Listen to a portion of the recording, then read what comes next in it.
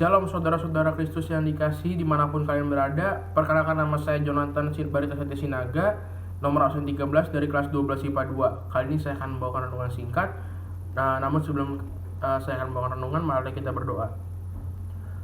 Tuhan, di hari yang cerah ini, di hari yang baik ini, kami akan mendengar firman-Mu. Tuhan, berikanlah kami pengetahuan, berikanlah kami kebijaksanaan, berikanlah kami hikmat, agar firman-Mu dapat bermanfaat dan dapat kami lakukan di sepanjang hidup kami. Tuhan, berbicaralah Tuhan, kami siap mendengarkan. Amin.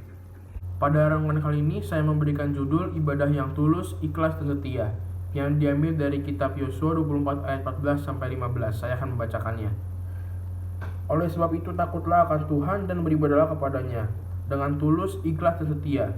Jauhkanlah Allah yang kepadanya nenek moyangmu telah beribadah di seberang sungai Efrat dan di Mesir, dan beribadahlah kepada Tuhan. Tetapi jika kamu anggap tidak baik untuk beribadah kepada Tuhan, pilihlah pada hari ini kepada siapa kamu akan beribadah.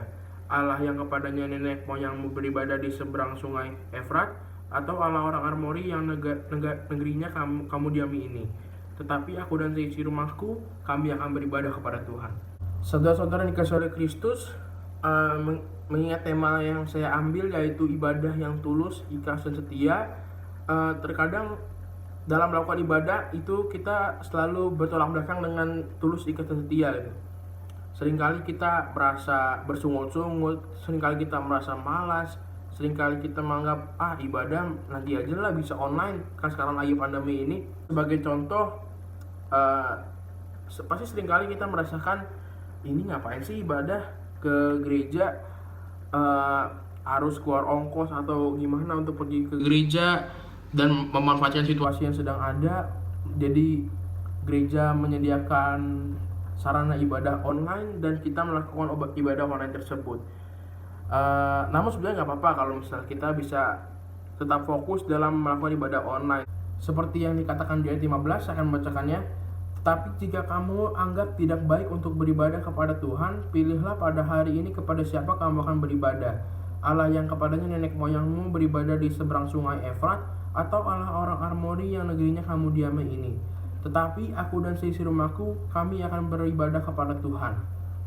Dapat dilihat dalam ayat ini, Yosua yang menekankan bahwa ibadah itu tidak ada paksaan. Dalam beribadah kita tidak boleh memaksakan orang untuk ikut beribadah kepada kita.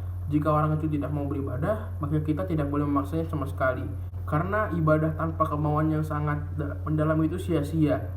Kita akan pasti merasakan rasa yang capek, tidak fokus, bersungut-sungut. Ini juga lah yang ditekankan oleh Yosua kepada umat Israel yang berkata bahwa kamu hanya kepada Tuhan mereka beribadah. Yosua menyampaikan, kamulah saksi terhadap kamu sendiri, bahwa janji yang mereka ucapkan itu dengan sendirinya akan terbukti pada perbuatan mereka dan segala konsekuensi atas janji-janji mereka yang nyata dalam diri mereka. Hal ini juga sejalan dengan yang Paulus katakan di Roma 12 ayat 1. Karena itu, saudara-saudara, demi kemurahan Allah aku menasihatkan kamu, supaya kamu mempersembahkan tubuhmu sebagai persembahan yang hidup, yang berkudus dan yang berkenan kepada Allah. Itu adalah ibadah yang sejati. Jadi di dalam ibadah itu kita tidak harus, misalnya kita harus memberikan persembahan yang besar, misalnya kita memberikan sumbangan kepada gereja, itu tidak diharuskan. Yang penting adalah rasa kemauan kita untuk beribadah dan untuk mempersembahkan apa yang kita miliki. Contoh, kita memiliki bakat, talenta dalam memuji Tuhan, kita bisa menyanyi, kita bisa menyanyi kepada Tuhan dengan tulus, kita bisa beribadah kepada Tuhan dengan tulus dan tidak ada rasa bersungut-sungut. Ibadah yang dikehendaki Tuhan itu kita harus memiliki sikap yang pertama, yaitu tulus dan ikhlas. Tulus dan ikhlas merupakan kesungguhan diri dalam kita untuk datang kepada Tuhan, bukan karena paksaan atau motif lainnya, karena keinginan kita untuk bersekutu dengan Tuhan yang selalu mengasihi kita. Kita datang kepada Tuhan adalah karena kita mengenal Dia adalah keselamatan kita, Dia adalah juru selamat kita. Lalu sikap yang kedua adalah setia, tulus, ikhlas, dan setia. Tuhan itu Allah yang cemburu, yang tidak ingin diduakan. Tuhan itu bukan penyelamat alternatif. Jadi kita harus menjadikan Tuhan sebagai penyelamat utama di dalam hidup kita. Kita harus menjadikan Tuhan sebagai penebus dosa kita, juru selamat kita. Iman kita kepada Tuhan harus dari totalitas kehidupan kita. Apa yang dikatakan Tuhan itulah yang kita perbuat, dan apa yang dijanjikan Tuhan hanya itulah yang menjadi harapan kita. Oleh karena itu saudaraku, mari kita sebagai umat Kristiani yang percaya kepada Tuhan, kita harus lebih mengamalkan ibadah itu di dalam hidup kita. Kita harus lebih mengerti makna ibadah. Kita harus mengerti apa sih kemauan Tuhan kepada kita dalam beribadah. Jangan kita beribadah karena ada maunya gitu, karena kita hanya dalam pergumulan lalu kita akan beribadah, atau kita akan beribadah selama saat Natal saja setahun sekali, atau saat Paskah saja setahun sekali. Kita harus beribadah kepada Tuhan itu setiap hari, bahkan minimal kita harus punya waktu kepada Tuhan gitu. Dan dengan waktu yang kepada Tuhan itu kita harus tulus, ikhlas, dan juga setia.